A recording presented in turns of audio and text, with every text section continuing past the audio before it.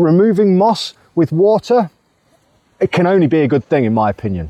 Thought this might be a good opportunity or a good place to express my opinion on jet washing a roof. I believe there's a bit of controversy in the industry about jet washing roofs, how potentially a high pressure hose or high pressure jet could strip the protective layer of tiles off a roof. I personally think you're going to get more damage from having moss sat on a tile and algae, which holds moisture, keeping a roof damp for longer, causing more of a freeze, thaw and weathering effect, than cleaning it off with a high pressure water jet. Now obviously if your pressure's too high and you start blowing the roof to pieces, that's going to be a problem and that is going to damage the roof. But removing moss with water, it can only be a good thing in my opinion.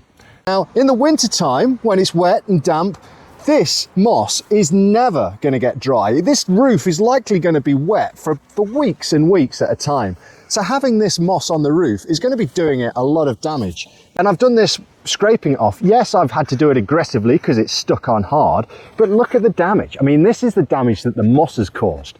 If you can remove this moss, that is going to save these tiles a lot of weathering, more so than the damage, in my opinion, done by removing it with a jet washer. That obviously is my opinion and you may have your own opinion and of course you are welcome to it. And as ever, I always like to hear your opinions, so please drop them in the comments. If you think I'm wrong, if you think I'm right, let me know.